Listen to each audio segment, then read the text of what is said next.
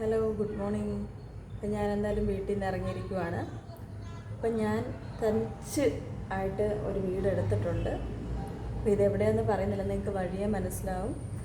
അപ്പോൾ ഇവിടെ വരുന്നത് ഒരു മുറിയും അതിനോട് ചേർന്ന് അറ്റാച്ച്ഡ് ആയിട്ടുള്ളൊരു ബാത്റൂമുണ്ട്. അവിടെ ചെറിയൊരു തിണ്ണകളുണ്ട്. പിന്നെ ഇതാണ് നമ്മുടെ കിച്ചൺ വരുന്നത്.